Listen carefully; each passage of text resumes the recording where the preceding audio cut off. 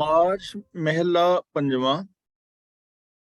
निध सिद्ध रिद्ध हर हर हर मेरै, जन्म पदार्थ गहर गंभीर है। निध का मतलब 9 खजाने, सिद्ध का मतलब सिद्धियां, जिन्नियां भी करामाती मानसिक शक्तियां ने। सिद्धियां का मतलब मानसिक शक्तियां ते निध का मतलब खजाने। गुरु साहब जी कहते ने 18 मन्नियां गईयां रिद्धियां धन दी बहुलता मेरे वास्ते प्रभु दी सिफत सलाही है। निध सिद्ध रिद्ध हर हर हर मेरे वास्ते प्रभु दी सिफत सलाह करनी, रब्बी रजा विच तुरना, रब्बी गुणा दे धारनी होना ही दुनिया दे 9 खजाने और मानसिक शक्तियां और धन दी बहुलता है। जन्म पदार्थ गहर गंभीर है। डूंगे ते वड्डे जिगरे वाले प्रभु दी मेहर नाल मैनू मनुखा जन्म दुर्लभ पदार्थ दिस रहा है। दुर्लभ का मतलब बहुत कीमती। यह जिहड़ा जन्म पदार्थ है, जन्म है, जीवन है, ये मैनू बहुत कीमती दिस रहा है प्रभु की रहमत दे नाल। लाख कोट खुशियां रंग रावै, जो गुर लागा पाई जियो। इनू पाई नहीं पढ़ना, पाई पढ़ना। पाई का मतलब पैरां ते चरना ते। कोट का मतलब करोड़ा, गुर पाई का मतलब गुरु की चरनी। जेड़ा मनुख गुरु की चरनी लगदा है, वो लखां करोड़ां आत्मक आनंद माणदा है, आत्मक खुशियां माणदा है, जो गुरु की चरनी लगदा है। गुरु की चरनी लगन का भाव जो गुरु के दसे राह ते तुरदा है, जो गुरु के दिते वे ऑफ लाइफ नू अपना लैंदा है, वो लखां करोड़ां खुशियां माणदा है। तो इथों सानू खुशियां वाला जीवन जीण दी एक प्रेरणा, एक रास्ता और एक डायरैक्शन मिल रही है कि जे ਅਸੀਂ ਗੁਰੂ ਦਰਸਾਏ ਰਾਹਾਂ ਤੇ ਚੱਲੀਏ, ਮੀਨਸ ਗੁਰਬਾਣੀ ਦੇ ਦਿੱਤੇ ਵੇ ਆਫ ਲਾਈਫ ਨੂੰ ਅਪਣਾ ਲਈਏ, ਤਾਂ ਸਾਡੀ ਜ਼ਿੰਦਗੀ ਵਿੱਚ ਵੀ ਲੱਖਾਂ ਖੁਸ਼ੀਆਂ ਆ ਸਕਦੀਆਂ ਨੇ। ਦਰਸ਼ਨ ਪੇਖਤ ਭਏ ਪੁਨੀਤਾ। ਪੇਖਤ ਦਾ ਮਤਲਬ ਵੇਖਦਿਆਂ ਹੀ। ਗੁਰੂ ਦਾ ਦੀਦਾਰ ਕਰਕੇ ਮੇਰਾ ਤਨ ਔਰ ਮਨ ਪਵਿੱਤਰ ਹੋ ਗਿਆ ਹੈ।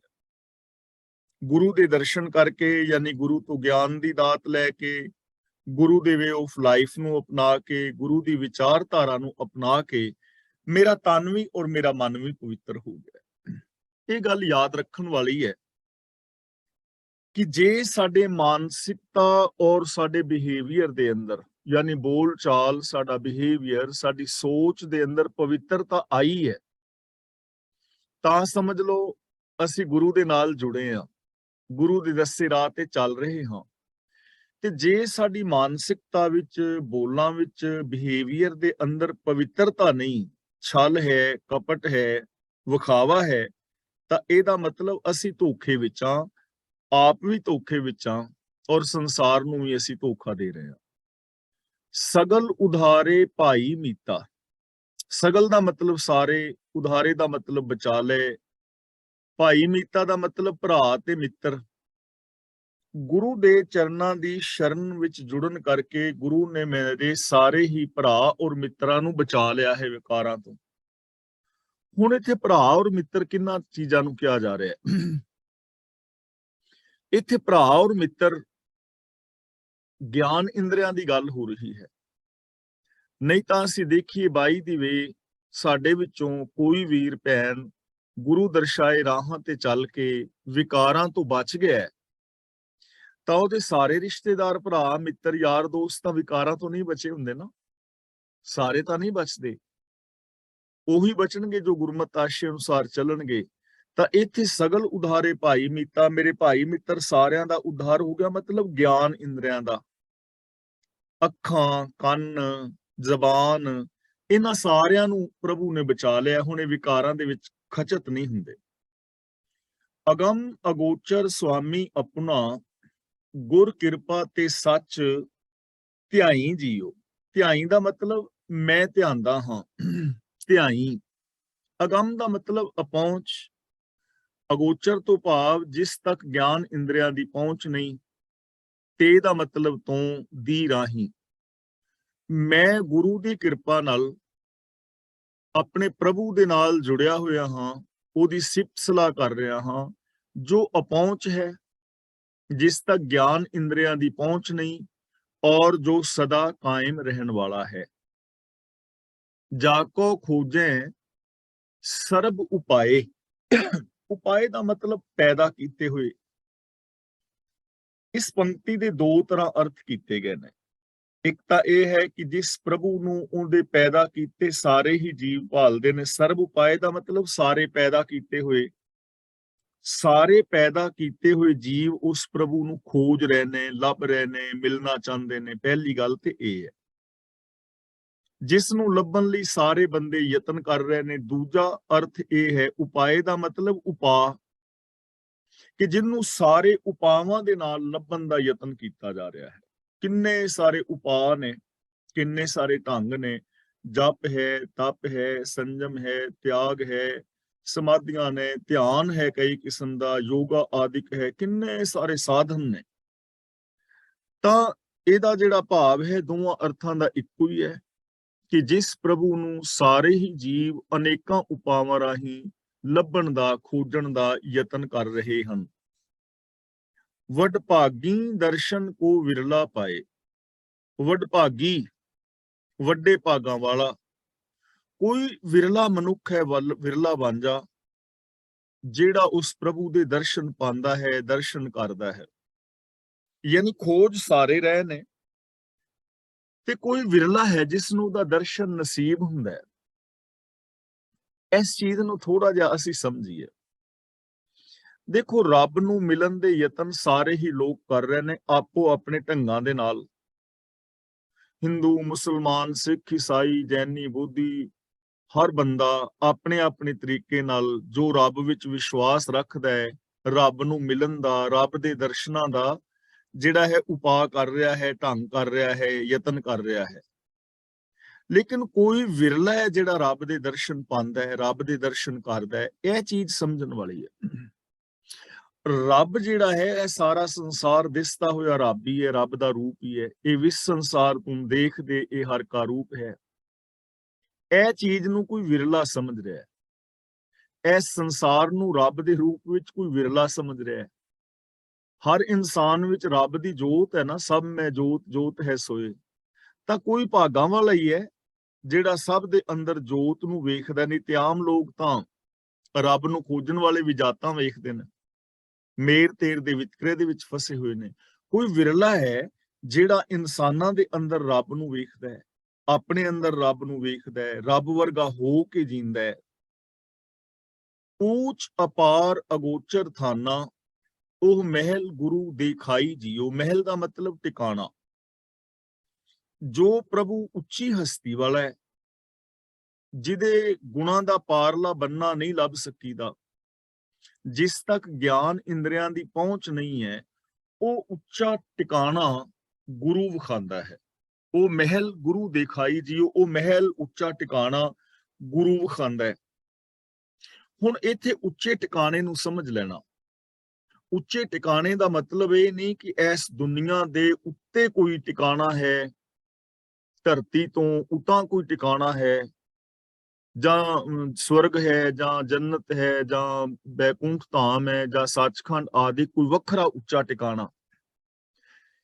ਐਸਾ ਕੋਈ ਦੇਸ਼ ਨਹੀਂ ਹੈ, ਐਸਾ ਕੋਈ ਥਾਂ ਨਹੀਂ ਹੈ। ਇੱਥੇ ਉੱਚੇ ਟਿਕਾਣੇ ਦਾ ਮਤਲਬ ਹੈ ਉੱਚੀ ਸੋਚ। ਉੱਚੀ ਸੋਚ, ਉਹ ਉੱਚੀ ਸੋਚ ਗੁਰੂ ਦਿੰਦਾ ਹੈ ਕਿਸੇ ਨੂੰ, ਜਿਹੜੀ ਉੱਚੀ ਸੋਚ ਰਾਹੀਂ ਬੰਦਾ ਬੰਦਿਆਂ ਦੇ ਨਾਲ ਰੱਬ ਵਰਗਾ ਪਿਆਰ ਸਤਿਕਾਰ ਕਰਦਾ ਹੈ। ਜਿੱਥੇ ਜਾ ਕੇ ਸਾਰੇ ਰੱਬ ਵਰਗੇ ਪ੍ਰਤੀਤ ਹੁੰਦੇ ਨੇ, ਜਿੱਥੇ ਜਾ ਕੇ ਬੰਦੇ ਦੇ ਜੀਵਨ ਦੇ ਵਿੱਚੋਂ ਵਿਕਾਰ ਹੋਮੇ ਆਦਿਕ ਮਿਟ ਜਾਂਦੇ ਨੇ, ਉਹ ਟਿਕਾਣਾ, ਉਹ ਉੱਚੀ ਸੋਚ ਗੁਰੂ ਬਖਸ਼ਿਸ਼ ਕਰਦਾ ਹੈ। ਗਹਿਰ ਗੰਭੀਰ ਅੰਮ੍ਰਿਤ ਨਾਮ ਤੇਰਾ। ਗਹਿਰ ਦਾ ਮਤਲਬ ਡੂੰਘਾ, ਗੰਭੀਰ ਦਾ ਮਤਲਬ ਵੱਡੇ ਜਿਗਰੇ ਵਾਲਾ, ਅੰਮ੍ਰਿਤ ਦਾ ਮਤਲਬ ਆਤਮਿਕ ਜੀਵਨ ਦੇਣ ਵਾਲਾ, ਆਤਮਿਕ ਮੌਤ ਤੋਂ ਬਚਾਉਣ ਵਾਲਾ। ਕਿ ਹੇ ਡੂੰਘੇ ਪ੍ਰਭੂ, हे ਵੱਡੇ ਜਿਗਰੇ ਵਾਲੇ ਪ੍ਰਭੂ, ਜੋ ਤੇਰਾ ਨਾਮ ਮਤਲਬ ਜੋ ਤੇਰੀ ਸਿਫਤ ਸਲਾਹ ਹੈ, ਆਤਮਕ ਜੀਵਨ ਦੇਣ ਵਾਲਾ ਜਲ ਹੈ। ਪ੍ਰਭੂ ਦਾ ਨਾਮ ਦਾ ਮਤਲਬ ਰੱਬ ਦੇ ਗੁਣ ਆਤਮਕ ਜੀਵਨ ਦੇਣ ਵਾਲੇ ਨੇ, ਆਤਮਕ ਮੌਤ ਤੋਂ ਬਚਾਉਣ ਵਾਲੇ ਨੇ। ਜਿਵੇਂ ਮੈਂ ਬਾਰ-ਬਾਰ ਬੇਨਤੀ ਕਰਦਾ ਕਿ ਜੋ ਬੰਦਾ ਅੰਦਰੋਂ ਬਾਹਰੋਂ ਸੱਚ ਦੇ ਨਾਲ ਜੁੜਿਆ ਹੈ, ਅਸਲੀ ਜ਼ਿੰਦਗੀ ਉਹ ਜੀ ਰਿਹਾ ਹੈ, ਤੇ ਜਿਹੜਾ ਅੰਦਰੋਂ ਹੋਰ ਤੇ ਬਾਹਰੋਂ ਹੋਰ ਕਥਨੀ ਕਰਨੀ ਵਿੱਚ ਫਰਕ ਹੈ, ਉਹ ਅਸਲ 'ਚ ਆਤਮਕ ਮੌਤ ਤੇ ਮਰਿਆ ਪਿਆ ਹੈ।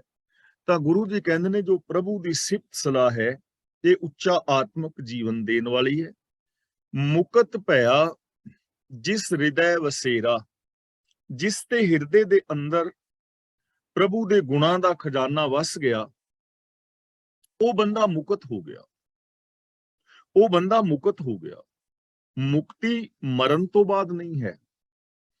ਪਾਪਾਂ ਤੋਂ, ਵਿਕਾਰਾਂ ਤੋਂ, ਢਹਿੰਦੀ ਕਲਾ ਤੋਂ, ਨੈਗੇਟਿਵਿਟੀ ਤੋਂ ਮੁਕਤ ਹੋਣਾ ਹੀ ਮੁਕਤੀ ਹੈ।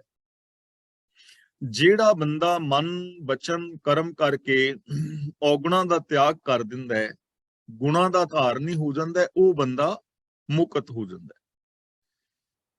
ਗੁਰ ਇੱਥੇ ਰੁਕਣਾ ਹੈ ਥੋੜਾ ਜਿਹਾ। ਗੁਰ ਬੰਧਨ ਤਿਨਕੇ ਸਗਲੇ ਕਾਟੇ, ਜਨ ਨਾਨਕ ਸਹਿਜ ਸਮਾਈ ਜੀਓ। ਇੱਥੇ ਸਹਿਜ ਦੇ ਜੱਜੇ ਨਾਲ ਸਿਹਾਰੀ ਹੈ, ਜਿਸ ਦਾ ਮਤਲਬ ਸਹਿਜ ਵਿੱਚ, ਆਤਮਕ ਅਡੋਲਤਾ ਵਿੱਚ। ਸਮਾਈ ਦਾ ਮਤਲਬ ਲੀਨਤਾ। ਗੁਰੂ ਪਾਤਸ਼ਾਹ ਜੀ ਕਹਿੰਦੇ ਨੇ ਜਿਨ੍ਹਾਂ ਦੇ ਹਿਰਦੇ ਦੇ ਅੰਦਰ ਰੱਬੀ ਗੁਣ ਵਸ ਗਏ ਨੇ, ਗੁਰੂ ਨੇ ਉਹਨਾਂ ਦੇ ਸਾਰੇ ਮਾਇਆ ਦੇ ਫਾਹੇ ਕੱਟ ਦਿੱਤੇ ਨੇ, ਸਾਰੇ ਬੰਧਨ ਕੱਟ ਦਿੱਤੇ ਨੇ। ਈਰਖਾ, ਦ્વੈਸ਼, ਵੈਰ, ਵਿਰੋਧ, ਜਾਤੀਵਾਦ, ਮੇਰ ਤੇਰ, ਇਹ ਸਾਰੇ ਬੰਧਨ ਨੇ। ਦੇਖੋ, ਝੂਠ ਇੱਕ ਬੰਧਨ ਹੈ ਜੋ ਸਾਨੂੰ ਇੱਕ ਦੂਜੇ ਦੇ ਨਜ਼ਦੀਕ ਨਹੀਂ ਆਉਣ ਦਿੰਦਾ ਨਾ। ਨਫ਼ਰਤ ਬੰਧਨ ਹੈ, ਜਾਤੀਵਾਦ ਬੰਧਨ ਹੈ, ਜਿਹਦੇ ਵਿੱਚ ਬੰਦੇ ਦੀ ਮਾਨਸਿਕਤਾ ਬੱਝੀ ਹੋਈ ਹੈ। ਤੇ ਜਿਨ੍ਹਾਂ ਨੇ ਪ੍ਰਭੂ ਦੇ ਗੁਣਾਂ ਨੂੰ ਆਪਣੇ ਹਿਰਦੇ ਵਿੱਚ ਵਸਾਇਆ, ਗੁਰੂ ਨੇ ਉਹਨਾਂ ਦੇ ਸਾਰੇ ਬੰਧਨ ਕੱਟ ਦਿੱਤੇ। ਉਹਦੀ ਆਤਮਕ ਜਿਹੜੀ ਹੈ ਨਾ ਲੀਨਤਾ ਹੋ ਗਈ, ਉਹਨਾਂ ਦੀ ਸਹਿਜ ਦੇ ਅੰਦਰ ਲੀਨਤਾ ਹੋ ਗਈ, ਆਤਮਕ ਅਡੋਲਤਾ ਵਿੱਚ ਲੀਨਤਾ ਹੋ ਗਈ। ਉਹ ਇਨਸਾਨ ਮਨ, ਬਚਨ, ਕਰਮ ਕਰਕੇ ਗੁਣਾਂ ਦੇ ਅੰਦਰ ਸਮਾ ਗਏ। ਮਾਝ ਮਹਿਲਾ ਪੰਜਵਾਂ। ਪ੍ਰਭ ਕਿਰਪਾ ਤੇ ਹਰ ਹਰ ਧਿਆਵੋਂ, ਇੱਥੇ ਬਿੰਦੀ ਲਾ ਕੇ ਪਾਠ ਕਰਨਾ ਹੈ। ਧਿਆਵੋਂ ਮੈਂ ਧਿਆਉਂਦਾ ਹਾਂ। ਜੇ ਪੜੀਏ ਨਾ ਧਿਆਵੋ, ਤੇ ਇਹਦਾ ਮੀਨਿੰਗ ਹੋ ਜਾਏਗਾ ਤੁਸੀਂ ਧਿਆਓ, ਤੁਸੀਂ ਯਾਦ ਕਰੋ। ਤੇ ਜਦੋਂ ਬਿੰਦੀ ਲਾ ਕੇ ਪੜਾਂਗੇ ਧਿਆਵੋਂ ਮੈਂ ਧਿਆਵਾਂ, ਫਸਟ ਪਰਸਨ ਦੀ ਗੱਲ ਹੋ ਜਾਏਗੀ। ਤਾਂ ਇੱਥੇ ਫਸਟ ਪਰਸਨ ਦੀ ਗੱਲ ਹੈ, ਸੈਕੰਡ ਔਰ ਥਰਡ ਪਰਸਨ ਦੀ ਨਹੀਂ ਹੈ।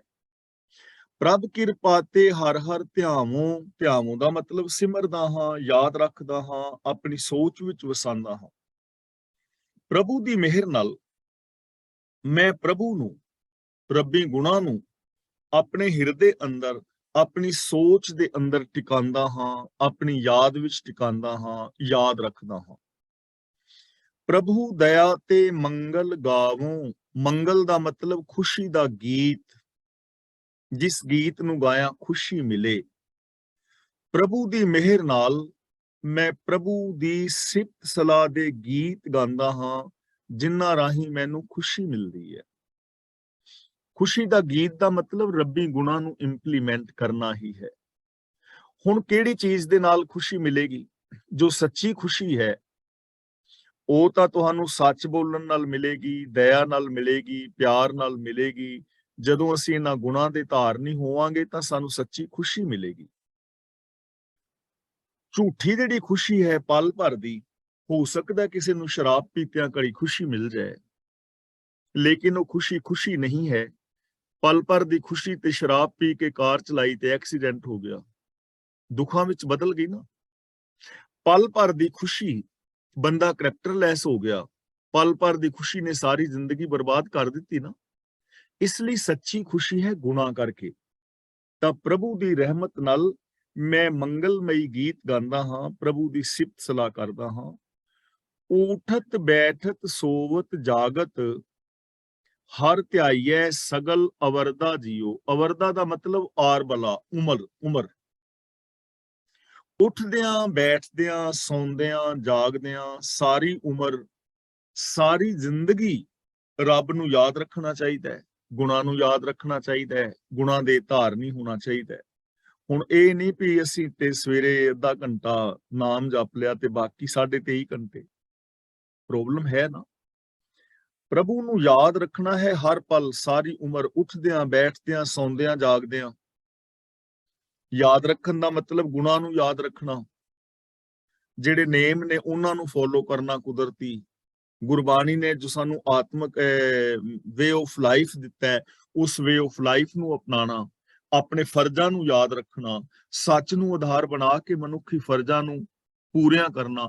ਤਾਂ ਉੱਠਦਿਆਂ ਬੈਠਦਿਆਂ ਸੌਂਦਿਆਂ ਜਾਗਦਿਆਂ ਸਾਰੀ ਜ਼ਿੰਦਗੀ ਸਾਰੀ ਆਰਬਲਾ ਰੱਬੀ ਗੁਣਾਂ ਦੇ ਧਾਰਨੀ ਹੋਣਾ ਚਾਹੀਦਾ ਹੈ।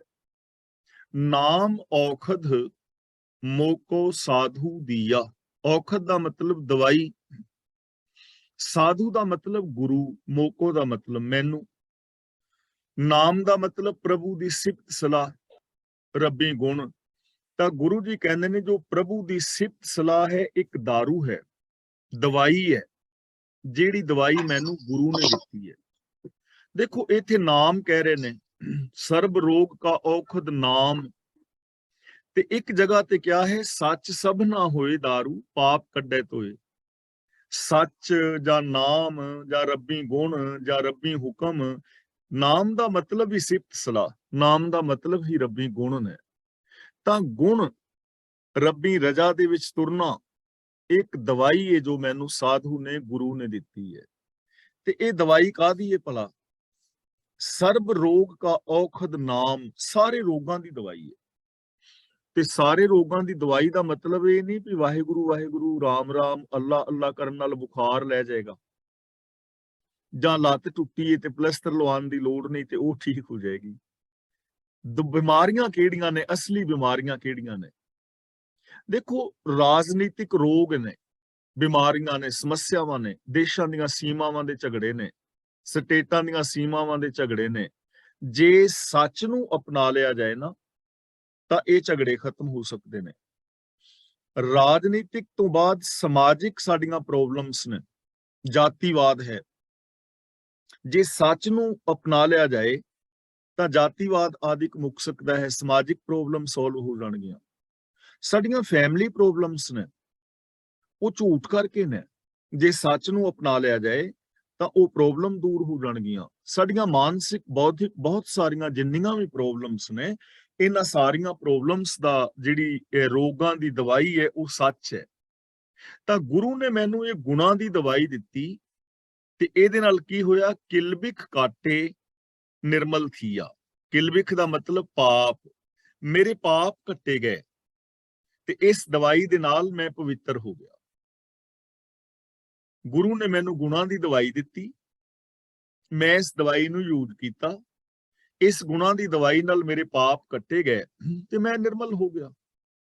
ਸੱਚ ਬੋਲਿਆ, ਝੂਠ ਖਤਮ ਹੋ ਗਿਆ, ਪ੍ਰੇਮ ਨਾਲ ਜੀਵਿਆ, ਈਰਖਾ ਮੁੱਕ ਗਈ, ਨਿਮਰਤਾ ਨਾਲ ਚੱਲਿਆ, ਅਹੰਕਾਰ ਮੁੱਕ ਗਿਆ, ਸਾਰੇ ਰੋਗ ਦੂਰ ਹੋ ਗਏ, ਮੇਰਾ ਹਿਰਦਾ ਮੇਰੀ ਸੋਚ ਪਵਿੱਤਰ ਹੋ ਗਈ ਔਰ ਮੇਰਾ ਜੀਵਨ ਮਹਾਨ ਹੋ ਗਿਆ।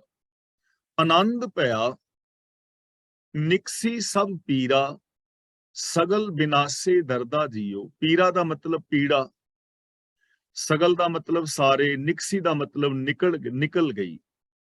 ਆਨੰਦ ਪਿਆ ਜਦੋਂ ਮੈਂ ਰੱਬੀ ਗੁਣਾਂ ਨੂੰ ਅਪਣਾਇਆ, ਜਿਹੜੀ ਗੁਰੂ ਨੇ ਦਵਾਈ ਦਿੱਤੀ ਸੀ ਗੁਣਾਂ ਦੀ, ਸੱਚ ਦੀ, ਤਾਂ ਮੇਰੇ ਜੀਵਨ ਵਿੱਚ ਆਤਮਿਕ ਸੁੱਖ ਪੈਦਾ ਹੋ ਗਿਆ, ਆਨੰਦ ਪੈਦਾ ਹੋ ਗਿਆ। ਨਿਕਸੀ ਸਭ ਪੀੜਾ, ਜਿੰਨੀ ਵੀ ਮੇਰੇ ਅੰਦਰ ਪੀੜਾ ਸੀ ਨਾ, ਈਰਖਾ ਦਵੈਸ਼ ਵੈਰ ਵਿਰੋਧ ਦੇ ਦੁੱਖ ਸਨ, ਉਹ ਸਾਰੇ ਨਿਕਲ ਗਏ। ਸਗਲ ਬਿਨਾਸੇ ਦਰਦਾ ਦੀਓ, ਤੇ ਮੇਰੇ ਸਾਰੇ ਦੁੱਖ ਔਰ ਦਰਦ ਦੂਰ ਹੋ ਗਏ ਸਿਰਫ ਗੁਣਾਂ ਦੇ ਧਾਰਨੀ ਹੋਣ ਦੇ ਨਾਲ। ਤਾਂ ਜਦੋਂ ਵੀ ਬੰਦਾ ਸੱਚ ਨੂੰ ਅਪਣਾਉਂਦਾ ਹੈ ਮਨ ਬਚਨ ਕਰਮ ਕਰਕੇ, ਇਹਦੇ ਜੀਵਨ ਵਿੱਚ ਆਨੰਦ ਖੁਸ਼ੀਆਂ ਪੈਦਾ ਹੁੰਦੀਆਂ ਨੇ, ਇਹਦੀਆਂ ਸਾਰੀਆਂ ਪੀੜਾਂ ਮੁੱਕ ਜਾਂਦੀਆਂ ਨੇ। ਕਿੰਨੀਆਂ ਪੀੜਾਵਾਂ ਬੰਦਾ ਚੱਲ ਰਿਹਾ ਹੈ ਨਾ, ਦੇਖੋ ਕਿੰਨੀ ਵੱਡੀ ਵੱਡੀ ਪੀੜਾ ਚੱਲੀ ਹੈ ਮਨੁੱਖ ਨੇ। ਇੱਥੇ ਚੈਂਬਰਾਂ ਦੇ ਵਿੱਚ ਪਾ ਕੇ ਲੱਖਾਂ ਲੋਕਾਂ ਨੂੰ ਸਾੜਿਆ ਗਿਆ ਹੈ, ਇੱਥੇ ਹਜ਼ਾਰਾਂ ਲੱਖਾਂ ਲੋਕਾਂ ਨੂੰ ਕਤਲ ਕੀਤਾ ਗਿਆ ਹੈ, ਜ਼ਿੰਦੇ ਜਲਾਏ ਗਏ ਨੇ, ਐਟਮ ਬੰਬਾਂ ਨਾਲ ਉਡਾਏ ਗਏ ਨੇ, ਬੰਬ ਧਮਾਕੇ ਕਰਕੇ ਲੋਕਾਂ ਨੂੰ ਮਾਰਿਆ ਗਿਆ ਹੈ। ਕਿੱਡੀ ਵੱਡੀ ਪੀੜਾ ਹੈ ਕਿ ਬੰਦਾ ਪੈਸਾ ਤਾਂ ਅਸਲੀ ਦਵਾਈ ਦੀ ਦੇ ਰਿਹਾ, ਪਰ ਉਹਨੂੰ ਡੁਪਲੀਕੇਟ ਦਵਾਈ ਦਿੱਤੀ ਜਾ ਰਹੀ ਹੈ। ਖਾਣ ਪੀਣ ਵਾਲੇ ਪਦਾਰਥਾਂ ਦੇ ਅੰਦਰ ਕਿੰਨੀਆਂ ਸਾਰੀਆਂ ਮਿਲਾਵਟਾਂ ਪੈਦਾ ਕੀਤੀਆਂ ਜਾ ਰਹੀਆਂ ਨੇ। ਕਿੰਨੀ ਇੱਕ ਪੀੜਾ ਹੈ, ਕਿੰਨੀ ਪੀੜਾ ਹੈ। ਜੇ ਅਸੀਂ ਇਸ ਚੀਜ਼ ਨੂੰ ਸਮਝੀਏ ਨਾ, ਮਾਂ-ਬਾਪ ਆਪਣੀ ਬੱਚੀ ਨੂੰ ਕਿੰਨੇ ਪਿਆਰ ਨਾਲ ਪਾਲਦੇ ਨੇ। ਪੁੱਤਰਾਂ ਨਾਲੋਂ ਜ਼ਿਆਦਾ ਧਿਆਨ ਧੀਆਂ ਵੱਲ ਦਿੱਤਾ ਜਾਂਦਾ ਹੈ। ਪੁੱਤਰਾਂ ਨਾਲੋਂ ਜ਼ਿਆਦਾ ਕੀਮਤੀ ਧੀਆਂ ਨੂੰ ਸਮਝਿਆ ਜਾਂਦਾ ਹੈ। ਵੈਸੇ ਕਈ ਵਾਰ ਬੱਚੀਆਂ ਇਤਰਾਜ਼ ਕਰਦੀਆਂ ਨੇ ਕਿ ਮੁੰਡਿਆਂ ਨੂੰ ਤੇ ਜਿੱਥੇ ਮਰਜ਼ੀ ਜਾਣ ਦਿੱਤਾ ਜਾਂਦਾ ਹੈ ਤੇ ਕੁੜੀਆਂ ਨੂੰ ਕਿਉਂ ਨਹੀਂ ਜਾਣ ਦਿੰਦੇ। ਦੇਖੋ, ਇਹ ਚੀਜ਼ ਨੂੰ ਸਮਝਣ ਵਾਲੀ ਗੱਲ ਹੈ। ਕੁੜੀਓ, ਰਾਤ ਨੂੰ ਕਦੇ ਸਰੀਆ ਜਿਹੜਾ ਪਿਆ ਹੁੰਦਾ ਬਾਜ਼ਾਰ ਚ, ਉਹਨੂੰ ਅੰਦਰ ਧਰਿਆ ਕਦੇ ਕਿਸੇ ਨੇ? ਲੋਹਾ ਬਾਹਰ ਹੀ ਪਿਆ ਹੁੰਦਾ ਨਾ। ਤੇ ਸੋਨਾ ਕਦੇ ਬਾਹਰ ਰੱਖਿਆ? ਸੋਨੇ ਨੂੰ ਲੋਕੀ ਲੋਕ ਵਿੱਚ ਰੱਖਦੇ ਨੇ। ਤੁਸੀਂ ਕੀਮਤੀ ਹੋ, ਬੱਚਿਆਂ ਦੇ ਨਾਲੋਂ ਜ਼ਿਆਦਾ ਕੀਮਤੀ ਹੋ ਨਾ। ਬੱਚੀਆਂ ਨਾਲ ਜ਼ਿਆਦਾ ਪਿਆਰ ਕਰਦੇ ਨੇ। ਦੇਖੋ, ਇੱਕ ਮੈਂ ਨਿੱਕੀ ਜੀ ਬੇਨਤੀ ਕਰ ਰਿਹਾ, ਬੱਚੀ ਸਕੂਲ ਜਾਂਦੀ ਹੈ, ਪਿਓ ਫੋਨ ਕਰਕੇ ਪੁੱਛਦਾ, ਬੇਟਾ ਸਕੂਲ ਪਹੁੰਚ ਗਈ, ਬੇਟਾ ਸਕੂਲ ਤੋਂ ਘਰ ਆ ਗਈ। ਕਿੰਨਾ ਧਿਆਨ ਰੱਖਿਆ ਜਾਂਦਾ ਧੀਆਂ ਦਾ। ਕਿਵੇਂ ਮਾਵਾਂ ਆਪਣੀਆਂ ਧੀਆਂ ਵਾਸਤੇ ਦਾਜ ਔਰ ਦਹੇਜ ਜੋੜਦੀਆਂ ਨੇ। ਪਹਿਲੋਂ ਕਿਵੇਂ ਚਾਦਰਾਂ ਕੱਢਦੀਆਂ ਹੁੰਦੀਆਂ ਸੀ, ਦਰੀਆਂ ਉਣਦੀਆਂ ਸੀ, ਕਢਾਈ ਸਿਲਾਈ ਸਿਖਾਈ ਜਾਂਦੀ ਸੀ, ਕਿੰਨਾ ਯਤਨ ਕੀਤਾ ਜਾਂਦਾ ਸੀ ਨਾ। ਚੋਰੀ ਮੈਂ ਲਿਆ ਕੇ ਚਾਦਰਾਂ ਕੱਢਣੀਆਂ। ਕਹਿਣ ਤੋਂ ਮੁਰਾਦ ਧੀਆਂ ਦਾ ਕਿੰਨਾ ਖਿਆਲ ਰੱਖਿਆ ਜਾਂਦਾ ਹੈ, ਧੀ ਨੂੰ ਪੜ੍ਹਾਇਆ ਜਾਂਦਾ ਹੈ। ਤੇ ਫਿਰ ਕਿੰਨੀ ਪੀੜਾ ਹੈ ਕਿ ਬੇਗਾਨੀ ਧੀ, ਪਰਾਇਆ ਧਨ। ਧੀ ਨੂੰ ਇਹ ਕਿਹਾ ਜਾਂਦਾ ਤੂੰ ਪਰਾਇਆ ਧਨ। ਪੇਕੇ ਘਰ ਵਾਲੇ ਸਮਝ ਲੈਂਦੇ ਨੇ ਪਰਾਇਆ ਧਨ ਹੈ, ਤੇ ਸਹੁਰਿਆਂ ਵਿੱਚ ਜਾ ਕੇ ਉਹਨੂੰ ਕਹਿ ਦਿੱਤਾ ਜਾਂਦਾ ਬੇਗਾਨੀ ਧੀ। ਇਹ ਕਿੱਡੀ ਵੱਡੀ ਪੀੜਾ ਹੈ ਨਾ। ਇਸ ਤੋਂ ਵੱਡਾ ਦੁਖਾਂਤ ਹੋਰ ਕੀ ਹੋ ਸਕਦਾ ਹੈ। ਖੈਰ, ਫਿਰ ਬੱਚੀ ਵਾਸਤੇ ਨਾ ਵਰ ਘਰ ਲੱਭਿਆ ਜਾਂਦਾ ਹੈ ਕਿ ਬੇਟੀ ਆਪਣੇ ਘਰ ਜਾਏਗੀ। ਜਿਸ ਦਿਨ ਕੋਈ ਚੰਗਾ ਬੱਚਾ ਲੱਭਦਾ ਹੈ, ਪਰਿਵਾਰ, ਮਾਂ-ਬਾਪ ਕਿੰਨੇ ਖੁਸ਼ ਹੁੰਦੇ ਨੇ ਵੀ ਕੁੜੀ ਵਾਸਤੇ ਚੰਗਾ ਘਰ ਮਿਲ ਗਿਆ, ਚੰਗਾ ਲੜਕਾ ਮਿਲ ਗਿਆ। ਫਿਰ ਕਿੰਨੇ ਸਾਰੇ ਖਰਚ ਮਾਂ-ਬਾਪ ਬੜੀ ਖੁਸ਼ੀ ਨਾਲ ਕਰਦੇ ਨੇ। ਦੇਖਾ ਹੈ, ਠਾਕਾ ਹੈ, ਰਿੰਗ ਸੈਰੇਮਨੀ ਹੈ, ਛੁਹਾਰਾ ਹੈ, ਕੁੜਮਾਈ ਹੈ, ਉਸ ਤੋਂ ਬਾਅਦ ਫਿਰ ਵਿਆਹ ਹੈ। ਕਿੰਨਾ ਖਰਚ ਕਰਦੇ ਨੇ ਮਾਂ-ਬਾਪ ਬੜੀ ਖੁਸ਼ੀ ਨਾਲ। ਜਿਸ ਦਿਨ ਬੇਟੀ ਨੂੰ ਤੋਰਨਾ ਹੁੰਦਾ ਹੈ, ਬਰਾਤ ਆਉਂਦੀ ਹੈ, ਤਾਂ ਕਿਵੇਂ ਮਾਂ-ਬਾਪ ਤੇ ਭੈਣ ਭਰਾ ਨਿਮਾਣੇ ਹੋਏ ਹੁੰਦੇ ਨੇ। ਭਰਾਵਾਂ ਦੀ ਚਾਲ ਵਿੱਚ ਥੋੜੀ ਸੁਸਤੀ ਆ ਜਾਂਦੀ ਹੈ। ਕਿਵੇਂ ਮਤਲਬ ਕੁੜਮਾਂ ਦੇ ਸਾਹਮਣੇ ਖਲੋਤੇ ਹੁੰਦੇ ਨੇ ਔਰ ਉਹਨਾਂ ਦੇ ਗਲਾਂ ਵਿੱਚ ਹਾਰ ਪਾਏ ਜਾ ਰਹੇ ਹੁੰਦੇ ਨੇ, ਸੋਨੇ ਦੇ ਤੇ ਫਲਾਣੇ ਢਿੰਗੜੇ। ਇੰਜ ਜਿਵੇਂ ਹਾਰਿਆ ਹੋਇਆ ਬਾਦਸ਼ਾਹ ਕਿਸੇ ਦੇ ਸਾਹਮਣੇ ਹਾਰ ਪਾ ਰਿਹਾ ਹੋਵੇ ਕਿ ਤੁਸੀਂ ਜਿੱਤ ਗਏ ਤੇ ਅਸੀਂ ਹਾਰ ਗਏ। ਜਦੋਂ ਸ਼ਾਮ ਨੂੰ ਡੋਲੀ ਤੁਰਦੀ ਹੈ, ਕਿੰਨਾ ਗਮਗੀਨ ਤੇ ਖੁਸ਼ੀ ਦਾ ਮਿਲਵਾਂ ਜਿਹਾ ਮਾਹੌਲ ਹੁੰਦਾ ਹੈ। ਮਾਂ ਰੋ ਰਹੀ ਹੁੰਦੀ ਹੈ ਧੀ ਦੇ ਗਲੇ ਲੱਗ ਕੇ, ਧੀ ਮਾਂ ਦੇ ਗਲੇ ਲੱਗ ਕੇ। ਰੋ ਇਸ ਕਰਕੇ ਰਹੇ ਨੇ ਕਿ ਧੀ ਦਾ ਵਿਛੋੜਾ ਹੋਣਾ ਹੈ, ਤੇ ਅੰਦਰ ਖੁਸ਼ ਹੈ ਕਿ ਧੀ ਆਪਣੇ ਘਰ ਵਿੱਚ ਜਾ ਰਹੀ ਹੈ, ਆਪਣੇ ਘਰ ਧੀ ਜਾ ਰਹੀ ਹੈ। ਸ਼ਾਮ ਨੂੰ ਡੋਲੀ ਨੂੰ ਭਰਾ ਆਪ ਵਿਦਿਆ ਕਰਦੇ ਨੇ। ਅਗਲੇ ਦਿਨ ਧੀ ਫੇਰਾ ਪਾਣ ਆਉਂਦੀ ਹੈ, ਪਰ ਅੱਜ ਸਭ ਕੁਝ ਬਦਲ ਚੁੱਕਾ ਹੈ। ਕੱਲ ਤੱਕ ਜਿਹਦੇ ਹੱਥ ਦੇ ਵਿੱਚ ਸਾਰੀਆਂ ਚਾਬੀਆਂ ਸਨ, ਸੋਨਾ ਚਾਂਦੀ ਪੈਸਾ ਸਾਰਾ ਕੁੜੀ ਆਪ ਸਾਂਭ ਕੇ ਧਰਦੀ ਸੀ, ਅੱਜ ਉਹਦੇ ਮਾਲਕ ਬਦਲ ਗਏ ਨੇ, ਅੱਜ ਉਹਦੇ ਹੱਕ ਬਦਲ ਗਏ ਨੇ। ਅੱਜ ਉਹ ਆਪਣੀ ਭਰਜਾਈ ਤੋਂ ਪੁੱਛ ਰਹੀ ਹੈ, ਭਾਬੀ ਮੈਂ ਪੈਨ ਲੈ ਜਾਵਾਂ? ਪੈਨ ਵੀ ਪੁੱਛ ਰਹੀ ਹੈ, ਲੈ ਜਾਵਾਂ? ਅੱਜ ਉਹਦੇ ਹੱਕ ਸਾਰੇ ਬਦਲ ਗਏ ਨਾ। ਫੇਰਾ ਪਾਣ ਆਉਂਦੇ ਨੇ, ਫਿਰ ਹੌਲੇ ਹੌਲੇ ਟਾਈਮ ਵੱਧਦਾ ਜਾਂਦਾ ਹੈ। ਫਿਰ ਉਹ ਕੁੜੀ ਕਦੇ ਕਦਾਈ ਆਉਂਦੀ ਹੈ ਆਪਣੇ ਘਰ ਤਿਆਰ ਹੋ ਕੇ, ਨਾਲ ਉਹਨੇ ਕੋਈ ਬਰਫੀ ਦਾ ਡੱਬਾ ਜਾਂ ਫਰੂਟ ਵਗੈਰਾ ਲਿਆ ਹੁੰਦਾ ਹੈ। ਘਰ ਵਿੱਚ ਆਂਦੀ ਹੈ, ਮਾਂ-ਬਾਪ ਨੂੰ ਬੜੀ ਖੁਸ਼ੀ ਹੁੰਦੀ ਹੈ। ਸਮਾਂ ਬੀਤਦਾ ਹੈ, ਮਾਂ ਫੋਨ ਕਰਦੀ ਬੇਟਾ ਮਿਲ ਜਾ, ਤੇ ਧੀ ਕਹਿੰਦੀ ਹੈ ਨਹੀਂ ਮੰਮਾ ਮੈਂ ਆ ਨਹੀਂ ਸਕਦੀ, ਮੇਰੀ ਸੱਸ ਨਹੀਂ ਠੀਕ, ਦਰਾਣੀ ਨੇ ਕਿਤੇ ਜਾਣਾ ਸੀ, ਬੱਚੇ ਸੰਭਾਲਣੇ ਨੇ, ਘਰ ਵਿੱਚ ਬਿਜੀ ਆ। ਤੇ ਮਾਂ ਬੜੀ ਖੁਸ਼ ਹੁੰਦੀ ਹੈ ਵੀ ਬੱਚੀ ਆਪਣੇ ਘਰ ਵਿੱਚ ਬਿਜੀ ਹੈ। ਉਸ ਬੇਟੀ ਦੇ ਘਰ ਵਿੱਚ ਬੇਟੀ ਹੋ ਪੈਂਦੀ ਹੈ। ਫਿਰ ਨਾਨਕਾ ਪਰਿਵਾਰ ਜਾਂਦਾ ਹੈ, ਕਿੰਨੇ ਪਿਆਰ ਨਾਲ ਕਿੰਨੇ ਸਤਿਕਾਰ ਨਾਲ ਖਰਚ ਕਰਦੇ ਨੇ। ਹੁਣ ਇੱਕ ਬੇਟੀ ਜਿਹੜੀ ਘਰੋਂ ਗਈ ਸੀ, ਉਹਦੇ ਘਰ ਹੋਰ ਬੇਟੀ ਹੋ। ਉਹ ਫਿਰ ਉਸ ਬੇਟੀ ਨੂੰ ਲੈ ਕੇ ਘਰ ਵਿੱਚ ਆਉਂਦੀ ਹੈ, ਨਾਨਕਿਆਂ ਨੂੰ ਬੜੀ ਖੁਸ਼ੀ ਹੁੰਦੀ ਹੈ। ਪਰ 2-3 ਸਾਲ ਬਾਅਦ ਜਿਹੜੀ ਬੇਟੀ ਆਪ ਤਿਆਰ ਹੋ ਕੇ ਆਪਣੀ ਬੇਟੀ ਨੂੰ ਸਜਾ ਸਵਾਰ ਕੇ ਪੇਕੇ ਘਰ ਵਿੱਚ ਆਉਂਦੀ ਸੀ, ਹੱਥ ਵਿੱਚ ਕੋਈ ਡੱਬਾ ਕੋਈ ਫਰੂਟ ਵਗੈਰਾ ਫੜਿਆ ਹੁੰਦਾ ਸੀ, ਅੱਜ ਉਹ ਬੇਟੀ ਆਈ ਹੈ, ਪੈਰਾਂ ਵਿੱਚ ਚੱਪਲਾਂ ਨੇ, ਵਾਲ ਖਿਲਰੇ ਹੋਏ ਨੇ, ਆਪਣੀ ਬੇਟੀ ਨੂੰ ਉਹਨੇ ਤਿਆਰ ਨਹੀਂ ਕੀਤਾ ਹੋਇਆ। ਤੇ ਪਿਤਾ ਦੇ ਘਰ ਵਿੱਚ ਆਣ ਕੇ ਵੜਦੀ ਹੈ ਤੇ ਪਿਤਾ ਵੇਖ ਕੇ ਹੈਰਾਨ ਹੱਕਾ ਬੱਕਾ ਰਹਿ ਜਾਂਦਾ ਕਿ ਇਹ ਕੀ ਹੋਇਆ। ਪਿਓ ਮੰਜੇ ਤੋਂ ਉੱਠਦਾ ਹੈ, ਭੱਜ ਕੇ ਜਾ ਕੇ ਧੀ ਨੂੰ ਗਲੇ ਨਾਲ ਲਾਉਂਦਾ ਹੈ ਤੇ ਪੁੱਛਦਾ, ਧੀਏ ਖੈਰ ਤੇ ਹੈ, ਐਵੇਂ ਤੂੰ ਆ ਗਈ, ਖੈਰ ਤੇ ਹੈ। ਤੇ ਉਹ ਧੀ ਆਪਣੀ ਧੀ ਨੂੰ ਜ਼ਮੀਨ ਤੇ ਬਿਠਾ ਦਿੰਦੀ ਹੈ ਤੇ ਜ਼ਮੀਨ ਤੇ ਬੈਠੀ ਉਹ ਧੀ ਵੀ ਰੋਂਦੀ ਹੈ ਤੇ ਧੀ ਆਪਣੇ ਪਿਓ ਦੇ ਗਲੇ ਬਾਹਾਂ ਪਾ ਕੇ ਤੇ ਫੁੱਟ ਫੁੱਟ ਕੇ ਰੋ ਪੈਂਦੀ ਹੈ, ਕਹਿੰਦੀ ਹੈ, ਬਾਪੂ ਜਿਹੜਾ ਘਰ ਮੇਰਾ ਘਰ ਬਣਾ ਕੇ ਮੈਨੂੰ ਮੇਰੇ ਘਰ ਭੇਜਿਆ ਸੀ ਉਹ ਘਰ ਮੇਰਾ ਨਹੀਂ ਰਿਹਾ। ਮੈਂ 2-3 ਸਾਲ ਤੋਂ ਅਤਿਆਚਾਰ ਸਹਾਰ ਰਹੀ ਹਾਂ। ਮੈਂ ਤੁਹਾਨੂੰ ਦੱਸਦੀ ਤੱਕ ਨਹੀਂ ਸਾਂ ਕਿ ਮਾਂ-ਬਾਪ ਨੂੰ ਕਿਉਂ ਦੁਖੀ ਕਰਨਾ, ਭਰਾਵਾਂ ਨੂੰ ਭਰਜਾਈਆਂ ਨੂੰ ਕਿਉਂ ਦੁਖੀ ਕਰਨਾ, ਪਰ ਅੱਜ ਉਹਨਾਂ ਨੇ ਮੈਨੂੰ ਘਰੋਂ ਕੱਢ ਦਿੱਤਾ ਹੈ ਤੇ ਮੈਂ ਸਦਾ ਵਾਸਤੇ ਉਸ ਘਰ ਨੂੰ ਛੱਡ ਕੇ ਆ ਗਈ ਹਾਂ। ਹੁਣ ਸੋਚਿਓ ਕਦੇ ਉਸ ਪਿਓ ਦੇ, ਉਸ ਮਾਂ ਦੇ ਦਿਲ ਦੇ ਉੱਤੇ ਕੀ ਬੀਤਦੀ ਹੋਏਗੀ ਜਿਨਨੇ ਇੱਕ ਧੀ ਘਰੋਂ ਤੋਰੀ ਤੇ ਉਹ ਇੱਕ ਧੀ ਹੋਰ ਲੈ ਕੇ ਬੂਹੇ ਤੇ ਆਵੇ। ਉਸ ਮਾਂ ਪਿਓ ਦੀ ਪੀੜਾ ਨੂੰ ਕੋਈ ਸਮਝ ਸਕਦਾ ਹੈ? ਉਹਦੇ ਦਰਦ ਨੂੰ ਕੋਈ ਸਮਝ ਸਕਦਾ ਹੈ? ਇਹ ਦਰਦ ਨੇ, ਇਹ ਪੀੜਾਵਾਂ ਨੇ ਸਮਾਜ ਦੇ ਅੰਦਰ। ਤੇ ਪੀੜਾ ਕਿਉਂ ਨੇ? ਕਿਉਂਕਿ ਬੰਦੇ ਦੇ ਅੰਦਰ ਸੱਚ ਨਹੀਂ, ਬੰਦੇ ਦੇ ਅੰਦਰ ਇਨਸਾਨੀਅਤ ਨਹੀਂ, ਬੰਦੇ ਦੇ ਅੰਦਰ ਦਰਦ ਨਹੀਂ, ਬੰਦੇ ਦੇ ਅੰਦਰ ਪਿਆਰ ਨਹੀਂ, ਬੰਦਾ ਦੂਜੇ ਦੀਆਂ ਭਾਵਨਾਵਾਂ ਦੀ ਕਦਰ ਨਹੀਂ ਕਰਦਾ। ਇਸ ਲਈ ਗੁਰੂ ਜੀ ਸਾਨੂੰ ਸਮਝਾ ਰਹੇ ਨੇ ਕਿ ਗੁਰੂ ਨੇ ਮੈਨੂੰ ਐਸੀ ਦਵਾਈ ਦਿੱਤੀ ਹੈ ਗੁਣਾਂ ਦੀ, ਨਾਮ ਔਖਦ ਮੋਕੋ ਸਾਧੂ ਦੀ ਆ। ਗੁਰੂ ਨੇ ਮੈਨੂੰ ਗੁਣਾਂ ਦੀ ਦਵਾਈ ਦਿੱਤੀ ਹੈ। ਕਿਲਬਿਖ ਕਾਟੇ ਨਿਰਮਲ ਥੀਆ, ਉਸ ਗੁਣਾਂ ਦੀ ਦਵਾਈ ਨੇ ਮੇਰੇ ਸਾਰੇ ਪਾਪ ਕੱਟ ਦਿੱਤੇ ਨੇ, ਮੇਰਾ ਅੰਦਰਲਾ ਪਵਿੱਤਰ ਹੋ ਗਿਆ ਹੈ, ਆਨੰਦ ਪਿਆ, ਮੇਰੀ ਜ਼ਿੰਦਗੀ ਵਿੱਚ ਆਨੰਦ ਪੈਦਾ ਹੋ ਗਿਆ ਹੈ। ਨਿਕਸੀ ਸਭ ਪੀੜਾ, ਸਾਰੀਆਂ ਪੀੜਾਵਾਂ ਮੁੱਕ ਗਈਆਂ ਨੇ, ਸਗਲ ਬਿਨਾਸੇ ਦਰਦਾ ਦੀ, ਉਹ ਸਾਰੇ ਦਰਦ ਖਤਮ ਹੋ ਗਏ ਨੇ। ਜੇ ਅਸੀਂ ਗੁਰਬਾਣੀ ਨੂੰ ਇੰਪਲੀਮੈਂਟ ਕਰੀਏ ਨਾ ਤਾਂ ਸਾਡੀ ਪਰਸਨਲ ਲਾਈਫ ਦੇ, ਫੈਮਿਲੀ ਲਾਈਫ ਦੇ ਔਰ ਸੋਸ਼ਲ ਲਾਈਫ ਦੇ ਸਾਰੇ ਦੁੱਖ, ਦਰਦ ਔਰ ਪੀੜਾਵਾਂ ਖਤਮ ਹੋ ਸਕਦੀਆਂ ਨੇ। ਇਧਰ ਧਿਆਨ ਦੇਣ ਦੀ ਲੋੜ ਹੈ। ਜਿਸ ਕਾ ਅੰਗ ਕਰੇ ਮੇਰਾ ਪਿਆਰਾ, ਅੰਗ ਦਾ ਮਤਲਬ ਇੱਥੇ ਹੈ ਰੱਖਿਆ। ਜਿਹਦੀ ਰੱਖਿਆ, ਜਿਹਦੀ ਸਹਾਇਤਾ ਮੇਰਾ ਪਿਆਰਾ ਪ੍ਰਭੂ ਕਰਦਾ ਹੈ।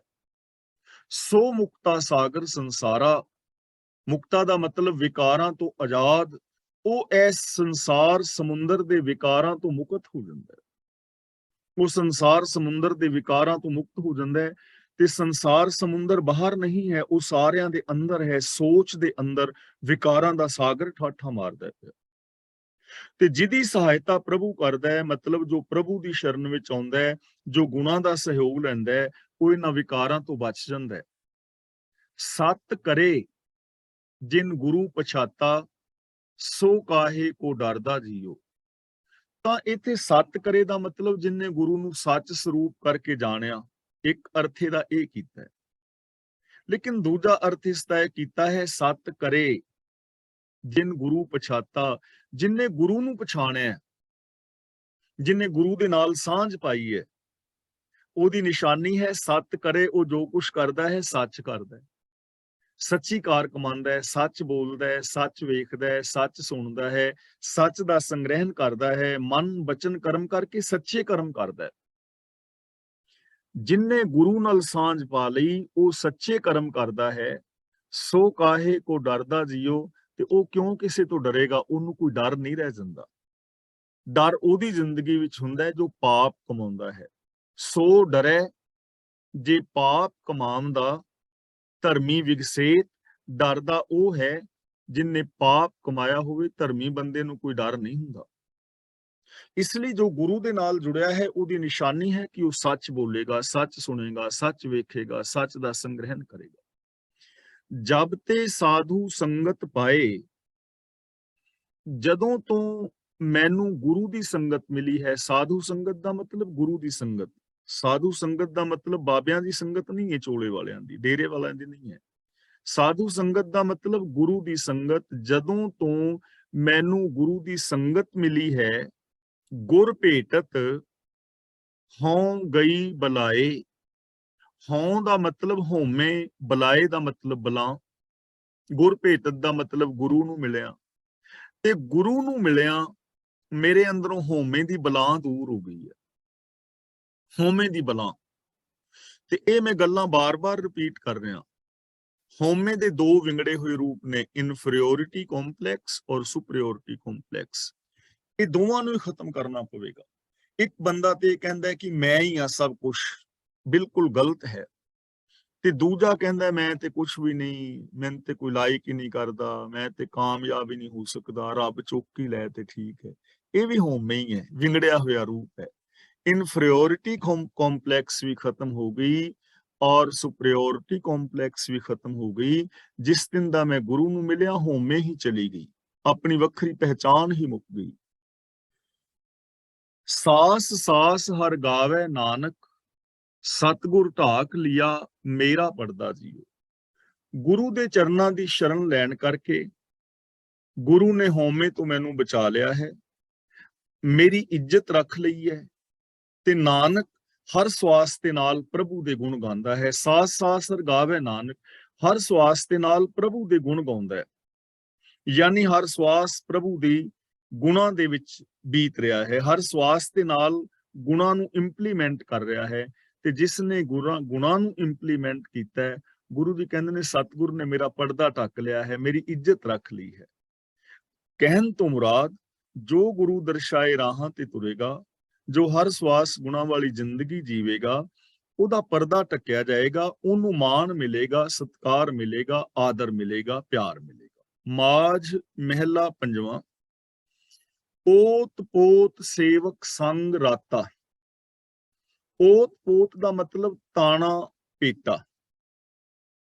ਤਾਣਾ ਤਣੀ ਦਾ ਨਾ, ਕੋਈ ਦਰੀ ਵਗੈਰਾ ਉਣਨ ਲਈ ਜਾਂ ਕੱਪੜਾ ਉਣਨ ਲਈ ਤਾਣਾ ਲੰਬੇ ਪਾਸੇ ਦਾ, ਤੇ ਫਿਰ ਉਸ ਤਾਣੇ ਦੇ ਅੰਦਰ ਧਾਗੇ ਪਾਈਦੇ ਨੇ, ਉਹਨੂੰ ਪੇਟਾ ਕਹਿੰਦੇ ਨੇ। ਤਾਣਾ ਔਰ ਪੇਟਾ ਇੱਕ ਦੂਜੇ ਦੇ ਵਿੱਚ ਮਿਲ ਜਾਂਦੇ ਨੇ, ਪਹਿਚਾਣ ਖਤਮ ਹੋ ਜਾਂਦੀ ਹੈ ਵੀ ਤਾਣਾ ਕਿਹੜਾ ਹੈ ਤੇ ਪੇਟਾ ਕਿਹੜਾ ਹੈ। ਸਿਰਫ ਕੱਪੜਾ ਦਿਸਦਾ ਹੈ।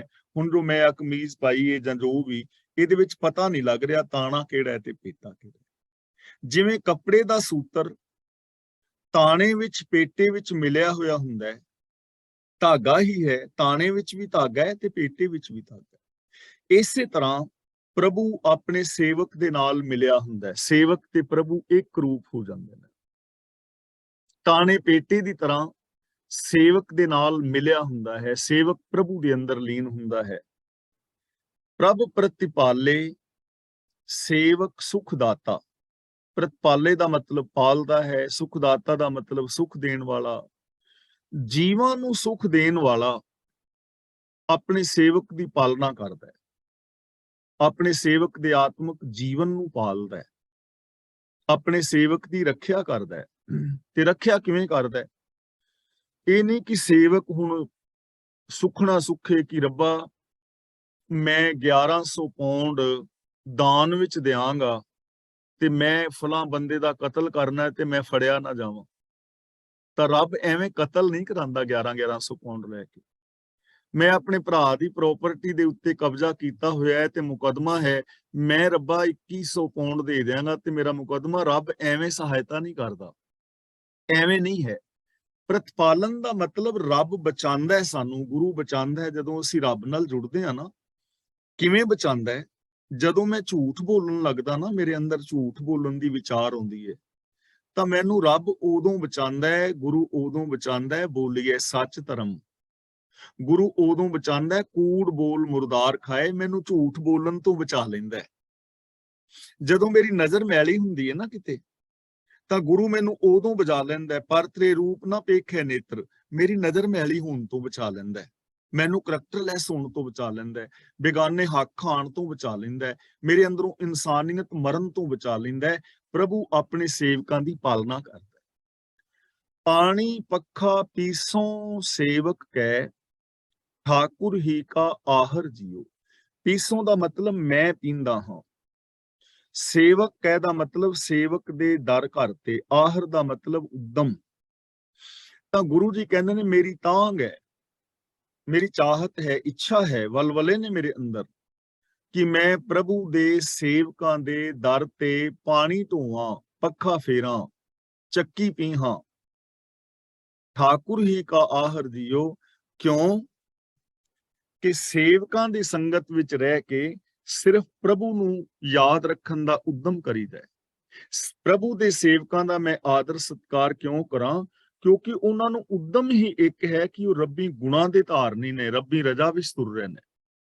ਇਸ ਲਈ ਜੇ ਮੈਂ ਪ੍ਰਭੂ ਦੇ ਸੇਵਕਾਂ ਦੀ ਸੇਵਾ ਕਰਾਂ, ਉਹਨਾਂ ਦੀ ਸੰਗਤ ਵਿੱਚ ਰਹਾਂ, ਕਿਉਂਕਿ ਉੱਥੇ ਮੈਨੂੰ ਇੱਕ ਹੀ ਉਦਮ ਕਰਨਾ ਪੈਣਾ ਹੈ, ਰੱਬੀ ਗੁਣਾਂ ਦੇ ਧਾਰਨੀ ਹੋਣ ਦਾ। ਕਾਟ ਸਿਲਕ ਪ੍ਰਭ ਸੇਵਾ ਲਾਇਆ। ਸਿਲਕ ਦਾ ਮਤਲਬ ਫਾਹੀ। ਪ੍ਰਭੂ ਨੇ ਜਿਸ ਤੇ ਮਾਇਆ ਦੀ ਫਾਹੀ ਕੱਟ ਕੇ ਆਪਣੀ ਸੇਵਾ ਭਗਤੀ ਵਿੱਚ ਜੋੜਿਆ।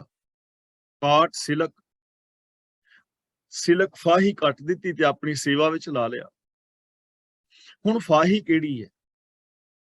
ਸਾਨੂੰ ਫਾਹੀਆਂ ਪਈਆਂ ਨੇ ਨਾ, ਵਰਤ ਰੱਖਣ ਦੀਆਂ, ਨਰਾਤੇ ਰੱਖਣ ਦੀਆਂ, ਸਰਾਧ ਕਰਨ ਦੀਆਂ ਫਾਹੀਆਂ ਹੀ ਨੇ ਨਾ। ਜੋਤਾਂ ਜਗਾਣੀਆਂ, ਕੁੰਭ ਨਾਰੀਅਲ, ਤੀਰਥਾਂ ਤੇ ਜਾਣਾ, ਦਸਮ ਦੁਆਰ ਵਿੱਚ ਪ੍ਰਾਣ ਚੜਾਣੇ, ਸਮਾਧੀਆਂ ਫੇਰ ਲਾਣੀਆਂ, ਜੰਗਲਾਂ ਵਿੱਚ ਵਿਚਰਨਾ, ਕਿੰਨੀਆਂ ਫਾਹੀਆਂ ਪਈਆਂ ਨੇ ਬੰਦੇ ਨੂੰ। ਕਾਮ ਕ੍ਰੋਧ ਆਦਿਕ ਦੀਆਂ ਫਾਹੀਆਂ, ਵਿਸ਼ੇ ਵਿਕਾਰਾਂ ਦੀਆਂ ਫਾਹੀਆਂ।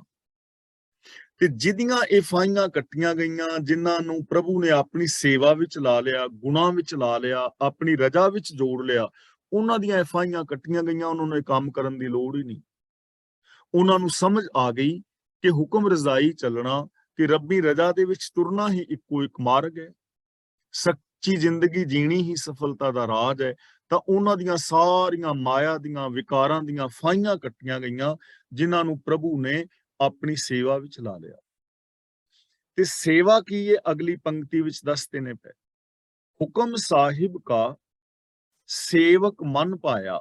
ਸੇਵਕ ਮਨ ਦਾ ਮਤਲਬ ਸੇਵਕ ਦੇ ਮਨ ਵਿੱਚ, ਸੇਵਕ ਦੇ ਮਨ ਵਿੱਚ ਪ੍ਰਭੂ ਦਾ ਹੁਕਮ ਪਿਆਰਾ ਲੱਗਣ ਲੱਗ ਪੈਂਦਾ ਹੈ। ਸੇਵਕ ਕੌਣ ਹੈ?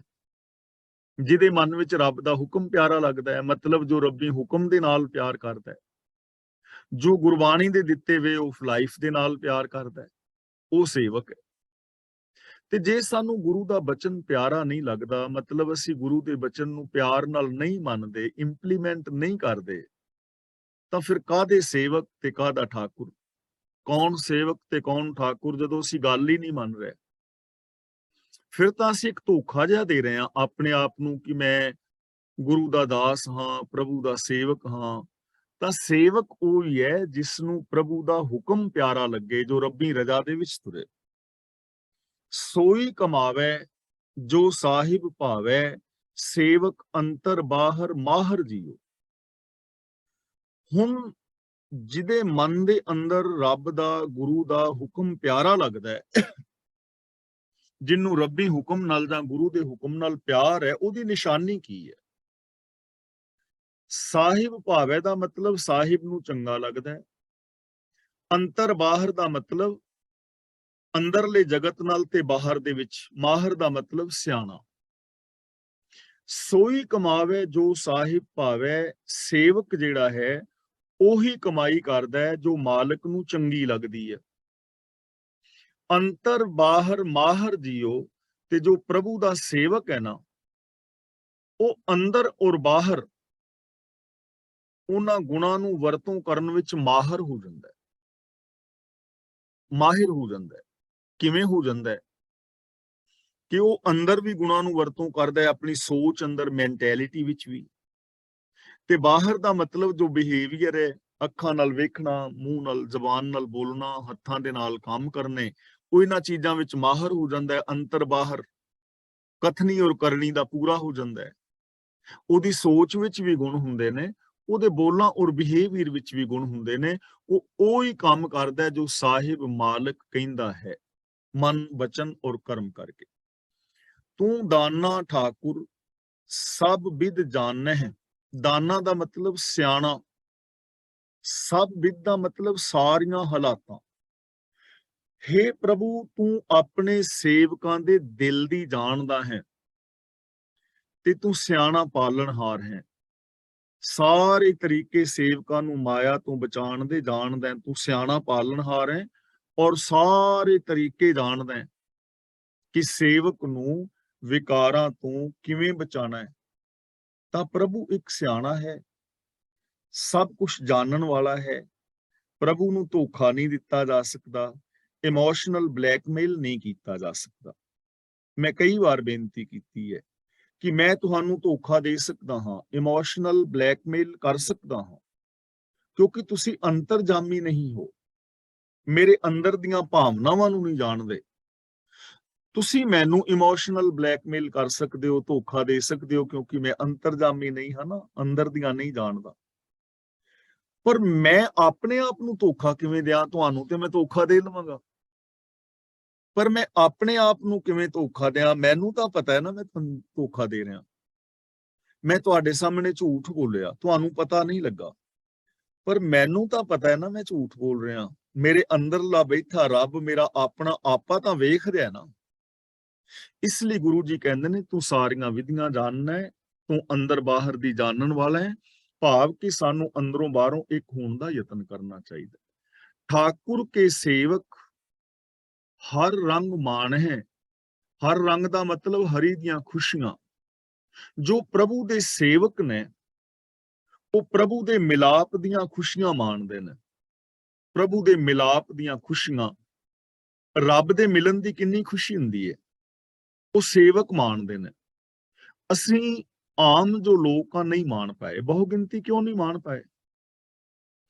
ਕਿਉਂਕਿ ਅਸੀਂ ਵੇਟ ਇੱਕ ਐਸੇ ਰੱਬ ਦੀ ਕਰ ਰਹੇ ਹਾਂ ਜੋ ਸਾਨੂੰ ਬਾਬਿਆਂ ਨੇ ਦੱਸਿਆ ਹੈ ਕਿ ਤੁਸੀਂ ਇਹ ਕੰਮ ਕਰੋਗੇ ਤੇ ਤੁਹਾਡੇ ਸਾਹਮਣੇ ਰੱਬ ਪ੍ਰਗਟ ਹੋਵੇਗਾ, ਜਾਂ ਤੇ ਤੁਹਾਡੇ ਅੱਗੇ ਦੀਵਾ ਜਗੇਗਾ, ਜਾਂ ਤੁਹਾਡਾ ਕਮਰਾ ਚਾਨਣੇ ਨਾਲ ਭਰ ਜਾਏਗਾ, ਜਾਂ ਤੁਸੀਂ ਉੱਡ ਕੇ ਛੱਤ ਨਾਲ ਜਾ ਲੱਗੋਗੇ, ਤੇ ਜਾਂ ਤੁਹਾਡੇ ਸਾਹਮਣੇ ਇੱਕ ਰੱਬ ਪ੍ਰਗਟ ਹੋ ਜਾਏਗਾ। ਅਸੀਂ ਉਹਦੀ ਵੇਟ ਕਰ ਰਹੇ ਹਾਂ।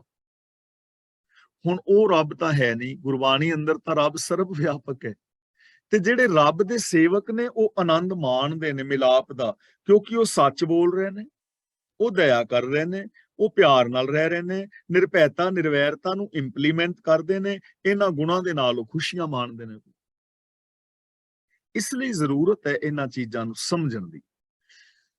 ਜੋ ਕਿਛ ਠਾਕੁਰ ਕਾ ਸੋ ਸੇਵਕ ਕਾ, ਸੇਵਕ ਠਾਕੁਰ ਹੀ ਸੰਗ ਜਾਹਰ ਜੀਓ। ਜਾਹਰ ਦਾ ਮਤਲਬ ਪ੍ਰਗਟ।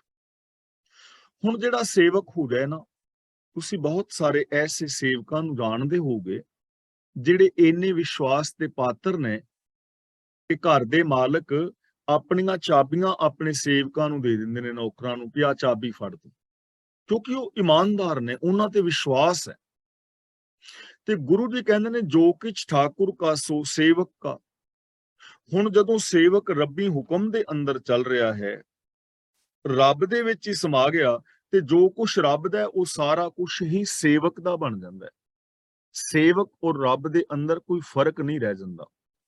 ਇੱਕ ਨਿੱਕੀ ਜੀ ਬੂੰਦ ਪਾਣੀ ਦੀ ਉਹ ਸਮੁੰਦਰ ਦੇ ਵਿੱਚ ਮਿਲ ਜਾਏ ਤਾਂ ਸਮੁੰਦਰ ਬਣ ਗਈ, ਤੇ ਸਮੁੰਦਰ ਦੇ ਅੰਦਰ ਜਿੰਨੇ ਵੀ ਜੀਵ ਜੰਤ ਨੇ ਜਾਂ ਜੋ ਵੀ ਪਦਾਰਥ ਨੇ, ਸਾਰੇ ਉਸ ਬੂੰਦ ਦੇ ਹੋ ਗਏ ਨਾ, ਕਿਉਂਕਿ ਬੂੰਦ ਰਹੀ ਨਹੀਂ, ਰੱਬ ਦਾ ਰੂਪ, ਸਮੁੰਦਰ ਦਾ ਰੂਪ ਹੋ ਗਈ।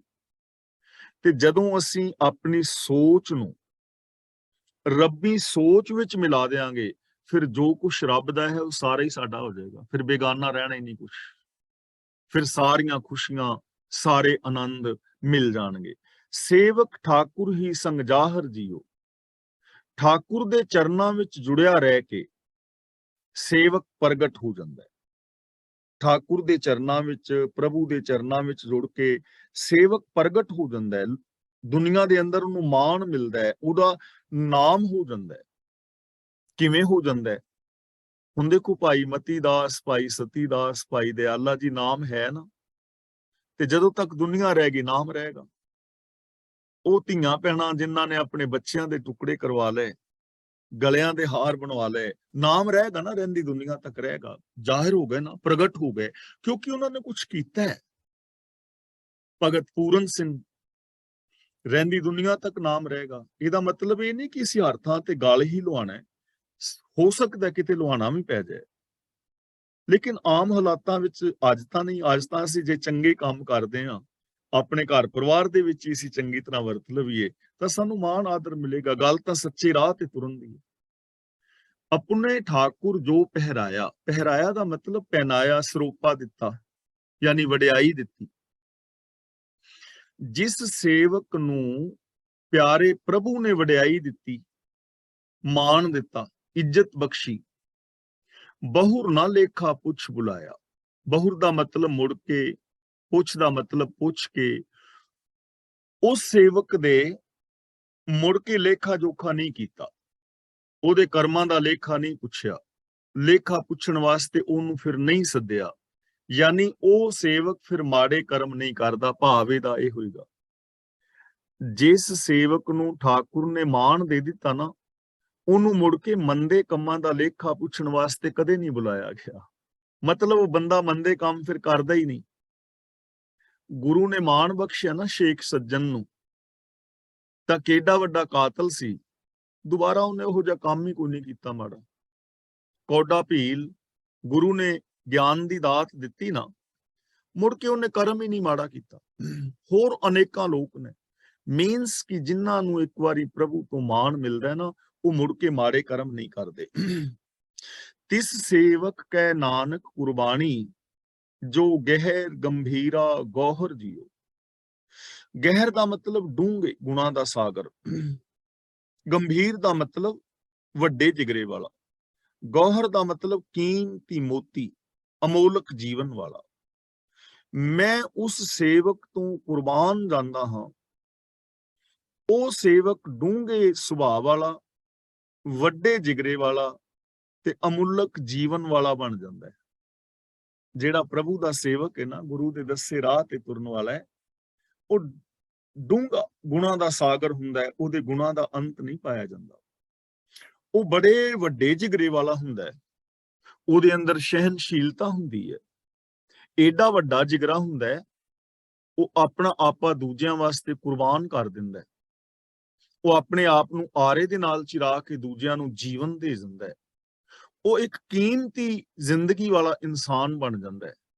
ਤਾਂ ਜੇ ਅਸੀਂ ਵੀ ਚਾਹੁੰਦੇ ਹਾਂ ਸਾਨੂੰ ਵੀ ਐਸਾ ਜੀਵਨ ਮਿਲੇ, ਤਾਂ ਸਿੱਧੀ ਸਿੰਪਲ ਸਾਧਾਰਨ ਗੱਲ ਹੈ, ਸੌਖੀ ਗੱਲ ਹੈ ਕਿ ਅਸੀਂ ਗੁਰਬਾਣੀ ਮੁਤਾਬਕ ਜ਼ਿੰਦਗੀ ਜੀਈਏ।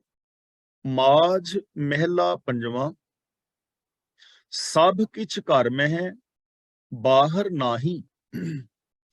ਗੁਰੂ ਜੀ ਕਹਿੰਦੇ ਨੇ ਸਾਰਾ ਕੁਝ, ਸਾਰੇ ਸੁੱਖ, ਸਾਰੇ ਆਨੰਦ, ਸਾਰੀਆਂ ਖੁਸ਼ੀਆਂ ਘਰ ਵਿੱਚ ਨੇ, ਬਾਹਰ ਨਹੀਂ ਹਨ। ਘਰ ਦਾ ਮਤਲਬ ਤੁਹਾਡੇ ਅੰਦਰ, ਤੁਹਾਡੀ ਸੋਚ ਦੇ ਅੰਦਰ ਜਿੰਨੇ ਵੀ ਸੁੱਖ ਔਰ ਦੁੱਖ ਨੇ, ਸਭ ਕੁਝ ਤੁਹਾਡੇ ਘਰ ਵਿੱਚ ਹੈ। ਜੋ ਮਰਜ਼ੀ ਵਰਤ ਲਓ।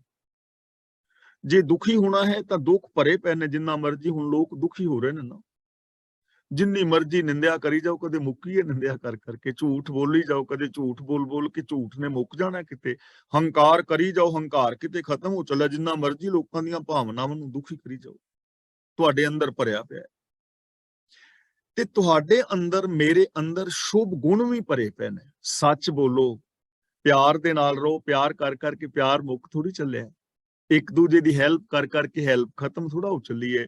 ਤੁਸੀਂ ਥੋੜਾ ਮੁਸਕਰਾਓ ਤੇ ਮੁਸਕਰਾਹਟ ਖਤਮ ਥੋੜਾ ਹੋ ਚੱਲੀ ਹੈ। ਜਿੰਨਾ ਮੁਸਕਰਾਓਗੇ ਹੋਰ ਸਗੋਂ ਖੁਸ਼ੀ ਹੋਏਗੀ ਨਾ। ਸਭ ਕੁਝ ਘਰ ਮੈਂ ਹੈ ਬਾਹਰ ਨਾਹੀਂ। ਸਾਰੀਆਂ ਖੁਸ਼ੀਆਂ, ਸਾਰੇ ਆਤਮਿਕ ਆਨੰਦ ਤੁਹਾਡੀ ਸੋਚ ਦੇ ਅੰਦਰ ਨੇ, ਬਾਹਰ ਨਹੀਂ ਹਨ। ਬਾਹਰ ਟੋਲੇ ਸੋ ਭਰਮ ਭੁਲਾਹੀ। ਭਰਮ ਦਾ ਮਤਲਬ ਭਟਕਣਾ, ਭੁਲਾਹੀ ਦਾ ਮਤਲਬ ਭੁੱਲ ਜਾਂਦੇ ਨੇ, ਕੁਰਾਏ ਪੈ ਜਾਂਦੇ ਨੇ। ਟੋਲੇ ਦਾ ਮਤਲਬ ਜੋ ਲੱਭਦੇ ਨੇ। ਜੋ ਮਨੁੱਖ ਸੁੱਖਾਂ ਨੂੰ ਬਾਹਰ ਲੱਭਦੇ ਨੇ, ਉਹ ਭਟਕਣਾ ਵਿੱਚ ਪੈ ਕੇ ਕੁਰਾਏ ਪੈ ਜਾਂਦੇ ਨੇ। ਸਭ ਕੁਝ ਘਰ ਵਿੱਚ ਹੈ। ਇਸ ਲਈ ਬਾਹਰ ਨਾ ਲੱਭਣਾ ਕਿ ਤੀਰਥਾਂ ਤੇ ਜਾਵਾਂਗਾ ਤਾਂ ਸੁੱਖ ਹੋਏਗਾ, ਬਾਬਿਆਂ ਦੇ ਡੇਰੇ ਤੇ ਜਾਵਾਂਗਾ ਤਾਂ ਸੁੱਖ ਮਿਲੇਗਾ, ਪੀਰ ਦੇ ਮੱਥਾ ਟੇਕ ਕੇ ਆਵਾਂਗਾ ਤਾਂ ਸੁੱਖ ਮਿਲੇਗਾ। ਬਾਹਰ ਨਹੀਂ, ਸੁੱਖ ਅੰਦਰ ਨੇ। ਆਪਣੀ ਸੋਚ ਦੇ ਅੰਦਰੋਂ ਲੱਭਣ ਦਾ ਯਤਨ ਕਰਨਾ, ਪਹਿਲੀ ਗੱਲ। ਤੇ ਦੂਜੀ ਗੱਲ, ਜਿਹੜਾ ਬਾਹਰ ਲੱਭਦਾ ਨਾ ਸੁੱਖ, ਉਹ ਸੁੱਖਾਂ ਤੋਂ ਵਾਂਝਾ ਰਹਿ ਜਾਂਦਾ। ਇਸੇ ਤਰ੍ਹਾਂ ਇਹ ਤੇ ਹੋ ਗਿਆ ਆਪਣਾ ਪਹਿਲਾ ਘਰ, ਪਰਸਨਲ ਲਾਈਫ। ਦੂਜਾ ਸਾਡਾ ਘਰ ਹੈ ਪਰਿਵਾਰ। ਜਿਵੇਂ ਮੈਂ ਆਪਣੀ ਗੱਲ ਕਰਾਂ, ਮੇਰੀ ਪਤਨੀ, ਮੇਰੀ ਨੂੰਹ, ਮੇਰਾ ਪੁੱਤਰ ਤੇ ਪੋਤਰੀ, ਇਹ ਅਸੀਂ ਇੱਕ ਪਰਿਵਾਰ ਦੇ ਮੈਂਬਰ ਨਾ। ਬੇਟੀ ਦੂਜੇ ਪਰਿਵਾਰ ਵਿੱਚ ਚਲੀ ਗਈ। ਤਾਂ ਇਹ ਜਿਹੜਾ ਪਰਿਵਾਰ ਹੈ ਨਾ, ਮੈਨੂੰ ਸੁੱਖ ਆਪਣੇ ਘਰ ਵਿੱਚੋਂ ਲੱਭਣਾ ਚਾਹੀਦਾ ਹੈ। ਜੇ ਮੈਂ ਆਪਣੀ ਪਤਨੀ ਦੀ ਬਜਾਏ ਕਿਤੇ ਹੋਰ ਸੰਬੰਧ ਬਣਾ ਕੇ ਸੁੱਖ ਲੱਭਣ ਦਾ ਯਤਨ ਕਰਾਂਗਾ, ਘਰ ਬਰਬਾਦ ਹੋ ਜਾਏਗਾ। ਸੁੱਖ ਘਰ ਵਿੱਚ ਹੈ, ਬਾਹਰ ਨਹੀਂ ਹੈ। ਮੈਨੂੰ ਆਪਣੇ ਬੱਚਿਆਂ ਦੇ ਨਾਲ ਪਿਆਰ ਨਾਲ ਰਹਿਣਾ ਚਾਹੀਦਾ ਹੈ। ਜੇ ਮੈਂ ਘਰ ਨੂੰ ਛੱਡ ਕੇ ਬਾਹਰ ਸੁੱਖ ਲੱਭਣ ਦਾ ਯਤਨ ਕਰਾਂਗਾ, ਸੁੱਖ ਵੀ ਨਹੀਂ ਲੱਭੇਗਾ, ਭਟਕ ਵੀ ਜਾਵਾਂਗਾ, ਜੀਵਨ ਵੀ ਤਬਾਹ ਹੋ ਜਾਏਗਾ। ਤੇ ਅੱਜ ਦੇ ਮਨੁੱਖਾਂ ਦੀ ਇਹ ਦੁਰਦਸ਼ਾ ਹੈ ਕਿ ਘਰ ਦੀ ਬਜਾਏ ਬਾਹਰ ਸੁੱਖ ਲੱਭਣ ਦਾ ਯਤਨ ਕਰ ਰਹੇ ਨੇ। ਫੇਸਬੁੱਕ ਤੇ 5000 ਫਰੈਂਡ ਦੀ ਲਿਸਟ ਪੂਰੀ ਹੋ ਗਈ ਹੈ ਜੀ, ਹੁਣ ਮੇਰੇ ਪੇਜ ਤੇ ਆ ਜਾਓ। ਲੇਕਿਨ ਗੁਆਂਢ ਦੇ ਵਿੱਚ ਚਾਚਾ ਹੈ, ਉਹਦੇ ਨਾਲ ਬੋਲਚਾਲ ਨਹੀਂ ਹੈ।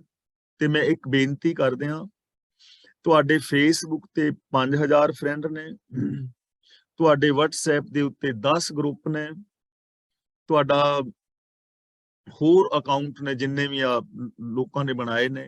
ਯਾਦ ਰੱਖਣਾ, ਜਿੱਦਣ ਬਿਮਾਰ ਹੋਏ ਨਾ ਤੁਸੀਂ, ਤੁਹਾਡਾ ਪਤਾ ਲੈਣ ਸਿਰਫ ਤੁਹਾਡੇ ਘਰਦਿਆਂ ਨੇ ਆਉਣਾ। ਤੁਹਾਡਾ ਚਾਚਾ ਤਾਇਆ ਕੋਈ ਆ ਜਾਏ, ਤੁਹਾਡੀ ਪਤਨੀ ਆ ਜਾਏ, ਪਤੀ ਆ ਜਾਏ, ਨੂੰਹ ਸੱਸ ਆ ਜਾਏ, ਮੰਜੇ ਤੇ ਬਹਿ ਕੇ ਫਰੂਟ ਚੀਰ ਕੇ ਉਹਨਾਂ ਨੇ ਦੇਣਾ ਹੈ। ਫੇਸਬੁੱਕ ਵਾਲਿਆਂ ਨੇ ਤੁਹਾਡੇ ਨੇੜੇ ਨਹੀਂ ਟੁਕਣਾ। ਉਹਨਾਂ ਨਾਲ ਬਣਾਓ। ਬੰਦਾ ਕੈਸਾ ਹੈ? ਮੈਂ ਇੱਥੇ ਬੈਠਾ ਇੰਗਲੈਂਡ, ਤੇ ਇੰਗਲੈਂਡ ਜਿਹੜੇ ਮੇਰੇ ਯਾਰ ਦੋਸਤ ਨੇ, ਸੱਜਣ ਮਿੱਤਰ ਨੇ, ਉਹਨਾਂ ਨਾਲ ਮੈਂ ਗੱਲ ਨਹੀਂ ਕਰਦਾ ਜਿਹੜੇ ਮੇਰੇ ਨੇੜੇ ਨੇ। ਇੰਡੀਆ ਵਾਲੇ ਨਾਲ ਮੈਂ ਚੈਟ ਕਰ ਰਿਹਾ। ਤੇ ਜਦੋਂ ਮੈਂ ਇੰਡੀਆ ਚਲਾ ਜਾਂਦਾ, ਉਹਨਾਂ ਨਾਲ ਮੈਂ ਗੱਲ ਨਹੀਂ ਕਰ ਲਾ, ਇੰਗਲੈਂਡ ਵਾਲੇ ਨਾਲ ਚੈਟ ਕਰ ਰਿਹਾ। ਹੈ ਨਾ ਬੇਵਕੂਫੀ? ਘਰ ਗੱਲਬਾਤ ਕਰ ਲਓ। ਇਸ ਬਾਹਰ ਦੀ ਦੁਨੀਆ, ਭੁਲੇਖੇ ਦੀ ਦੁਨੀਆ ਤੋਂ ਛੁਟਕਾਰਾ ਪਾ ਕੇ ਅਸਲੀਅਤ ਦੇ ਨਾਲ ਜੁੜੋ। ਬਾਹਰ ਟੋਲੇ ਸੋ ਭਰਮ ਭੁਲਾਹੀ, ਜਿਹੜਾ ਅੰਦਰ ਦੀ ਬਜਾਏ ਬਾਹਰ ਲੱਭਣ ਦਾ ਯਤਨ ਕਰ ਰਿਹਾ, ਉਹ ਭੁਲੇਖੇ ਵਿੱਚ ਹੈ। ਘਰ ਵਿੱਚ ਸੁੱਖ ਲੱਭੋ। ਗੁਰ ਪ੍ਰਸਾਦੀ ਜਿਨੀ ਅੰਤਰ ਪਾਇਆ, ਸੋ ਅੰਤਰ ਬਾਹਰ ਸੁਹੇਲਾ ਜੀਓ। ਗੁਰੂ ਦੀ ਕਿਰਪਾ ਦੇ ਨਾਲ ਜਿਨ੍ਹਾਂ ਨੇ ਅੰਦਰ ਸੁੱਖ ਲੱਭ ਲਿਆ, ਅੰਦਰ ਗੁਣ ਲੱਭ ਲਏ, ਸੋ ਅੰਤਰ ਬਾਹਰ ਸੁਹੇਲਾ ਜੀਓ। ਉਹ ਅੰਦਰ ਵੀ ਔਰ ਬਾਹਰ ਵੀ ਫਿਰ ਸੁਹੇਲਾ ਦਾ ਸੁਖੀ ਹੋ ਜਾਂਦਾ ਹੈ। ਅੰਦਰ ਵੀ ਸ਼ਾਂਤ, ਬਾਹਰ ਵੀ ਸ਼ਾਂਤ, ਕਿਉਂਕਿ ਅੰਦਰ ਵੀ ਗੁਣ ਨੇ, ਬਾਹਰ ਵੀ ਗੁਣ ਨੇ। ਜਿਨ੍ਹਾਂ ਨੇ ਇਸ ਭੇਦ ਨੂੰ ਸਮਝ ਲਿਆ ਔਰ ਜਿਨ੍ਹਾਂ ਨੇ ਆਪਣੇ ਅੰਦਰਲੇ ਇਹਨਾਂ ਗੁਣਾਂ ਨੂੰ ਇੰਪਲੀਮੈਂਟ ਕਰ ਲਿਆ, ਉਹ ਬੰਦਾ ਅੰਦਰ ਵੀ ਸੁਖੀ ਹੈ, ਬਾਹਰ ਵੀ ਸੁਖੀ ਹੈ, ਘਰ ਵਿੱਚ ਵੀ ਸੁਖੀ ਹੈ, ਪਰਿਵਾਰ ਵਿੱਚ ਵੀ ਸੁਖੀ ਹੈ, ਬਾਹਰ ਵੀ ਸੁਖੀ ਹੈ, ਜਿੱਥੇ ਵੀ ਜਾਂਦਾ ਹੈ ਉੱਥੇ ਸੁਖੀ ਹੈ। ਚਿਮ ਚਿਮ ਵਰਸੇ ਅੰਮ੍ਰਿਤ ਧਾਰਾ। ਜਿਵੇਂ ਨਿੰਮੀ ਨਿੰਮੀ ਜੀ ਬਰਸਾਤ ਪੈਂਦੀ ਹੈ ਨਾ, ਝੜੀ ਲੱਗੀ ਹੋਵੇ ਸੌਣ ਦੀ, ਤੇ ਬੰਦਾ ਕਹਿੰਦਾ ਬਾਹਰ ਜਾਣ ਜੋਗੇ ਤੇ ਹੈ ਨਹੀਂ, ਪੂੜੇ ਹੀ ਕੱਢ ਲਓ, ਖੀਰ ਬਣਾ ਲਓ, ਥੋੜੀ ਪਕੌੜੇ ਕੱਢ ਲਓ। ਚਿਮ ਚਿਮ ਵਰਸਦੀ ਠੰਡਕ ਪੈਂਦੀ ਹੈ ਨਾ, ਇਹ ਬਾਹਰ ਦੀ ਗੱਲ ਨਹੀਂ ਹੈ। ਚਿਮ ਚਿਮ ਵਰਸੇ ਅੰਮ੍ਰਿਤ ਧਾਰਾ। ਐਵੇਂ ਫਿਰ ਅੰਦਰ ਨਾ ਆਤਮਕ ਗੁਣਾਂ ਦੀ ਝੜੀ ਲੱਗ ਜਾਂਦੀ ਹੈ, ਸੁੱਖਾਂ ਦੀ। ਜਿੱਥੇ ਸੱਚ ਹੈ, ਦਇਆ ਹੈ, ਪ੍ਰੇਮ ਹੈ, ਮੁਹੱਬਤ ਹੈ, ਨਿਰਭੈਤਾ ਹੈ, ਨਿਰਵੈਰਤਾ ਹੈ, ਜਿੱਥੇ ਇਹ ਗੁਣ ਬਰਸ ਰਹੇ ਨੇ, ਉੱਥੇ ਸੁੱਖਾਂ ਦੀ, ਖੁਸ਼ੀਆਂ ਦੀ ਝੜੀ ਲੱਗ ਜਾਂਦੀ ਹੈ, ਆਤਮਕ ਜੀਵਨ ਦੀ ਝੜੀ ਲੱਗ ਜਾਂਦੀ ਹੈ। ਮਨ ਪੀਵੈ ਸੁਣ ਸ਼ਬਦ ਵਿਚਾਰਾ। ਗੁਰੂ ਦੇ ਸ਼ਬਦ ਦੀ ਵਿਚਾਰ ਸੁਣ ਕੇ ਮਨ ਉਸ ਸੁੱਖ ਨੂੰ ਮਾਣਦਾ ਹੈ। ਪੀਵੇ ਦਾ ਮਤਲਬ ਪੀਂਦਾ ਹੈ, ਮਾਣਦਾ ਹੈ। ਹੁਣ ਦੇਖੋ, ਮੈਂ ਵਿਚਾਰ ਕਰ ਰਿਹਾ ਬਾਣੀ ਦੀ, ਤੁਸੀਂ ਸੁਣ ਰਹੇ ਹੋ।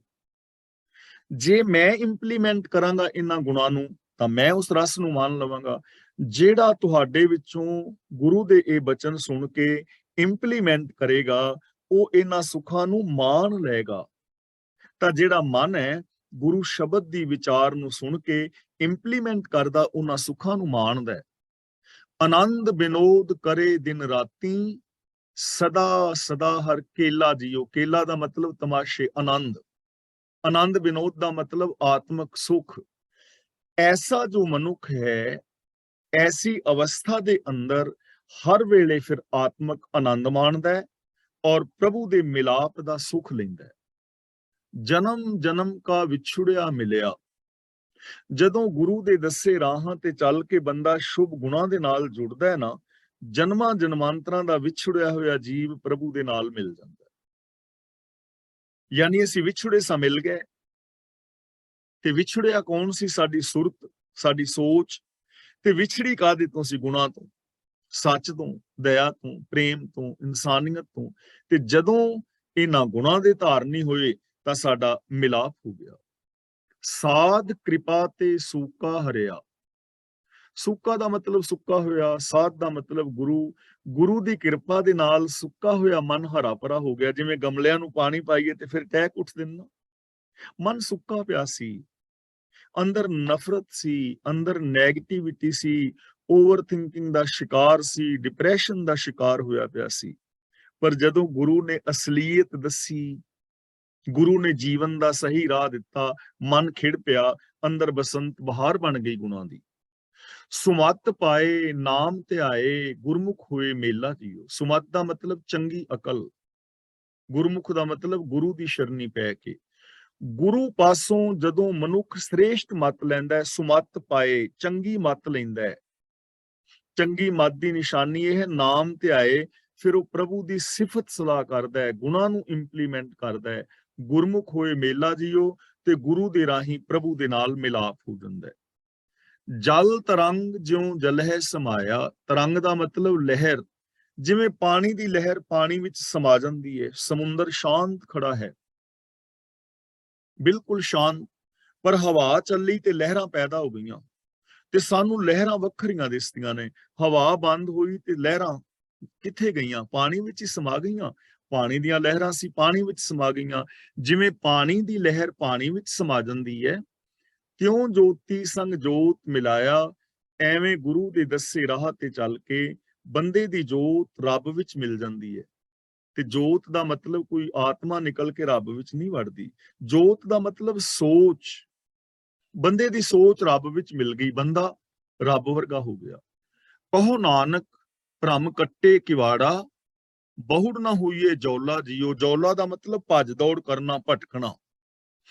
ਗੁਰੂ ਪਾਤਸ਼ਾਹ ਜੀ ਕਹਿੰਦੇ ਨੇ, ਗੁਰੂ ਦੇ ਸਨਮੁਖ ਹੋਇਆਂ ਜੋ ਭਰਮ ਔਰ ਭਟਕਣਾ ਦੇ ਕਿਵਾੜ ਨੇ ਉਹ ਕੱਟੇ ਜਾਂਦੇ ਨੇ, ਬੰਧਨ ਕੱਟੇ ਜਾਂਦੇ ਨੇ, ਤੇ ਮੁੜ ਕੇ ਬੰਦਾ ਭਟਕਣਾ ਵਿੱਚ ਨਹੀਂ ਪੈਂਦਾ। ਕਹੋ ਨਾਨਕ ਭ੍ਰਮ ਕੱਟੇ ਕਿਵਾੜਾ, ਕਿਵਾੜਾ ਦਾ ਮਤਲਬ ਦਰਵਾਜ਼ੇ, ਤਖਤੇ ਜਿਹੜੇ ਜੜੇ ਹੋਏ ਨੇ ਭਰਮ ਦੇ, ਭਟਕਣਾ ਦੇ, ਭੁਲੇਖੇ ਦੇ, ਉਹ ਕੱਟੇ ਜਾਂਦੇ ਨੇ। ਭੁਲੇਖਾ ਦੂਰ ਹੋ ਜਾਂਦਾ ਹੈ, ਅਸਲੀਅਤ ਦਾ ਗਿਆਨ ਹੋ ਜਾਂਦਾ ਹੈ, ਤੇ ਮੁੜ ਕੇ ਉਹ ਮਨੁੱਖ ਜਿਹੜਾ ਹੈ ਕਦੇ ਵੀ ਭਟਕਦਾ ਨਹੀਂ ਹੈ, ਕਦੇ ਵੀ ਉਹਦਾ ਮਨ ਵਿਕਾਰਾਂ ਵਿੱਚ ਨਹੀਂ ਜਾਂਦਾ, ਕਦੇ ਵੀ ਉਹ ਪ੍ਰਭੂ ਤੋਂ ਦੂਰ ਨਹੀਂ ਜਾਂਦਾ।